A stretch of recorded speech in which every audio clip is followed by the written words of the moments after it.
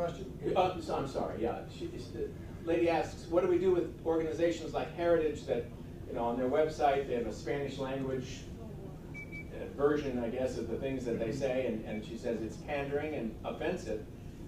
I don't know what to tell you there. I mean, if you're a big contributor, they'll listen to you. That's about it, as far as I know. You know, what you can try to accomplish with Heritage.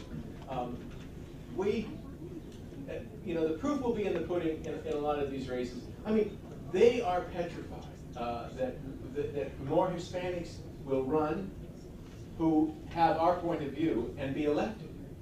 Now, they are scared to death of that, really. Because, of course, it just changes everything that they've been saying. It belies everything that they're saying.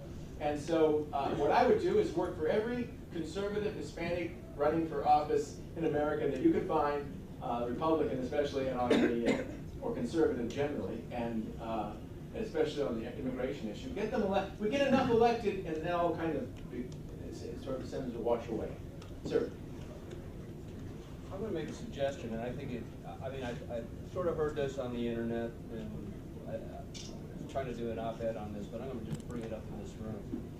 I think that if the GOP wants to win at this issue, they ought to say, hey, look, okay, let's talk about it. But the very first thing that we do is take the idea that anybody that we grant any pathway to citizenship, the very first thing we do is take voting off the table, so that anybody who gets that pathway loses the right to vote for at least a cycle. And then you're going to look at Democrats that are going, oh, wait a minute, we're not really interested in helping these guys unless they can vote. Right. And that's the way to short circuit this. Did y'all hear that question? Just, yeah, the issue of whether you can take that out of the equation, and you can. There's often a discussion about amnesty, and the suggestion comes up periodically about taking the ability to vote out of it. Say, okay, we'll give you that. But there is a problem, because, of course, it's just like the debate over the DREAM Act. The debate over the DREAM Act wasn't really whether or not we were going to allow people who are here illegally at no fault of their own. They came with their parents, they had no to say and all that. That was the heart-tugging part of it. But the reality is, at the end of the day, what they said was, we're going to amnesty these people. You have to understand, the minute you do that, you give amnesty to these folks that are here for that purpose. But immediately, when you get that status in this country, you begin to apply, you can apply, if everybody would, for that status for their whole family. So it's not just amnesty for those people, it's amnesty for everybody. They know all their family, then their family, then their family. That's the way it's done. So you still got a problem, even if you try to restrict it without the vote for those people. Do you then continue and say, and anybody that they bring in, anybody that they're able to see, I mean, you go on forever. No, but the only thing I'm saying is that you put the hypocrisy over on their side. The table. You're saying that the debate would be a great debate because would the Democrats support it? I'm afraid they would, simply because they know that in the long run, even if you can only give 5 million amnesty today, 10 million, whatever it will be, that won't be able to vote, they will in turn be able to represent far more who will, and they'll probably support the whole idea. Is there a difference in voting patterns between recent Hispanic immigrants and those who, like you said, have been in the country? You know what? I don't know. That's nothing I've ever seen. I don't know any demographic study or breakdown on it. I just don't know. You got a kind of a gut feeling on it, Yeah. But I do not know the answer to that question. I haven't seen anything. Yes, ma'am. Two quick questions. One, is there a 2012 presidential contender, and I'm not asking you to endorse them, but whose position Alan West. Whose position on immigration do you feel like is sort of the best line? And secondly, I think the success is that immigration has taken more of a backseat as fiscal issues are sort of the top of the agenda for the Republican Party right now. Do you feel like national Republicans aren't doing enough on this issue? The Republican Party is. It drives me nuts because they have an issue. They have an issue right in front of them that could be the most significant, the most important issue they can bring forward. It is this. And I'll tell you why it's immigration. Because the economy is the issue.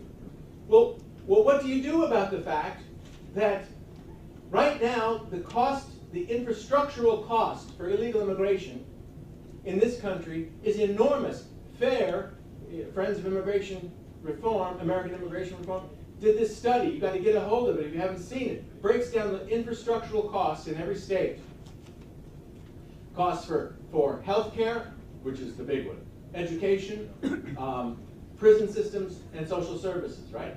In Colorado, it was $1.4 billion a year. Our deficit for next year in Colorado is $1.2 billion. We have a higher cost for illegal immigration infrastructure than our deficit. The same is true for 15 other states, including California. This is the ultimate economic issue, because not only are you talking about the infrastructural costs, you're talking about the costs, the job cost. I mean, we bring in 165,000 legal immigrants every month. Remember, we have to, in fact, create about 200,000 jobs a month for a year in order to turn this recession around. Okay? That's what we keep being told. Well, last month we created 37,000 jobs in the private sector. Supposed to create 200,000 a month in order to get, for a year, to get out. We bring in 165,000 legal immigrants every month. I mean, talk about that. And I know people say, well, you're against immigration. No, I am telling you, there is no rationale that I can think of to bring 165,000 people a month into the country who are looking for jobs. These are not people, because our immigration policy is one based entirely on family unification. It's not one based on what we need. It's not like, do we need doctors or lawyers? Oh, God knows we need no more lawyers. What do we need? What are our needs? You know, what?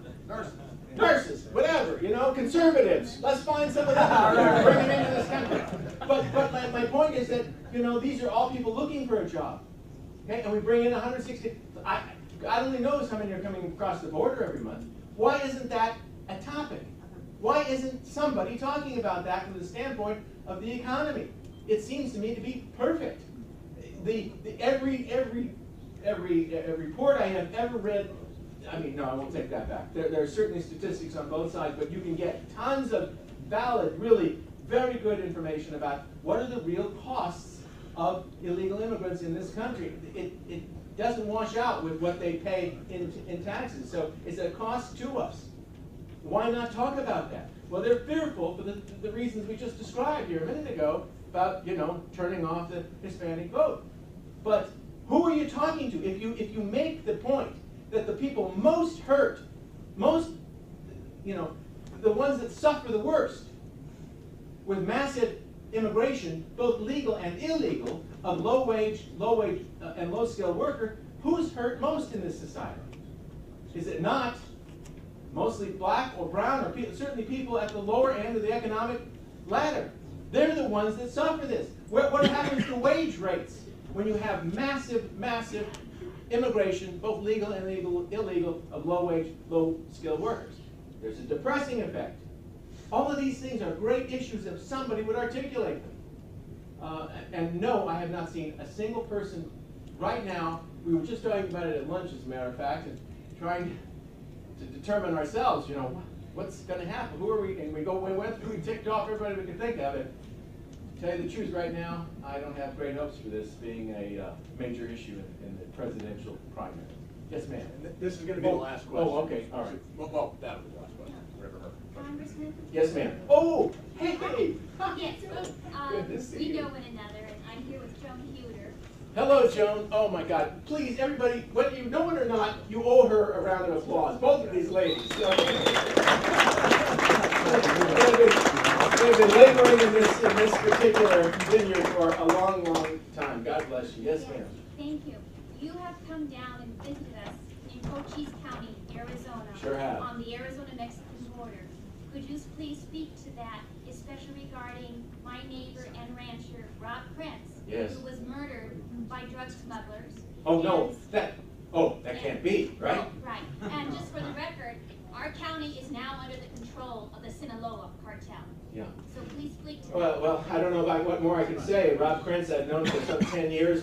We've gone down to the border many, many times, met with all the ranchers down there. I was there the day I was speaking in, oh gosh, little town, I'll think of it in a minute, to a Tea Party meeting on a Saturday. Sunday we were to meet with a group of ranchers, and the meetings, I got a call about 1 o'clock in the morning, and they said, one of the ranchers can't be there tomorrow. And I said, why are you calling me at 1 o'clock in the morning to tell me that? He said, because they just found his body. And it was Rob Krentz, who had been killed absolutely by an illegal alien who drug running activity on his land. Long story short, the fact is, he's just one of literally hundreds of people who have suffered that particular outcome and been killed. They are dead. This is not just, property vandalized. There's hundreds.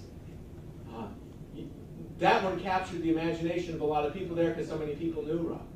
But we see this thing happening all over, and of course, Janet Incampitano says that there is that everything is okay, everything is fine, the border is secure. More secure than it's ever been, she says. Of course, she wouldn't set foot there, I wouldn't think, for any length of time, for fear of what might happen. And because it is not secure, it is a war zone. And the idea that you can stop all the drug wars and drug activity by simply having a border, is ridiculous. Of course not. All that violence has spilled over into the United States. You could go on and on. I think most of you know the problems that we have on our border because it's not secure.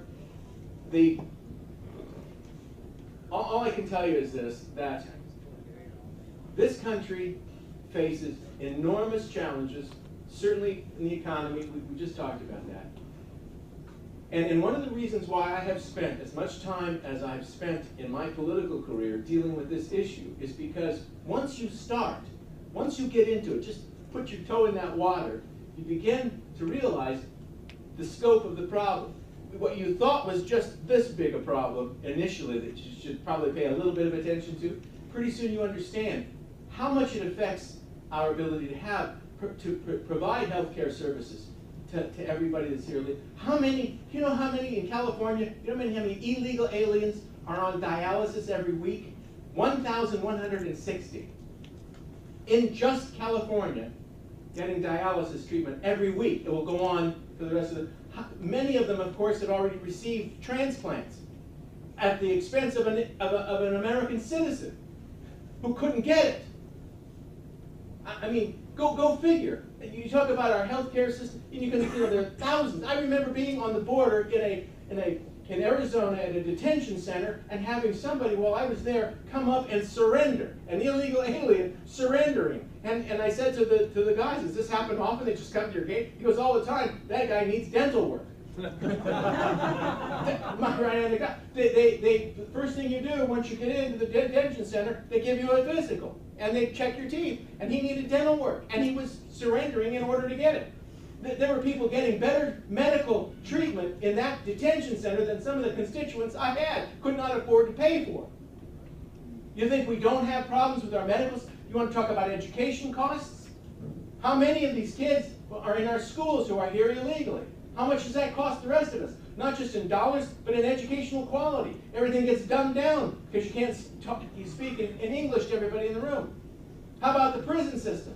You could go on and on. How about, and so as I say, everything just, one thing led to another, and you kept thinking this is pretty big. And then you realize the security of the United States is at stake because the border is not secure, and across that border are coming not just people who want to get a job that no American wants, okay? Because there are plenty of American gangsters, more than enough. But there are plenty of people coming across that border who want to do very bad things to us. And we know it. We know that it has been a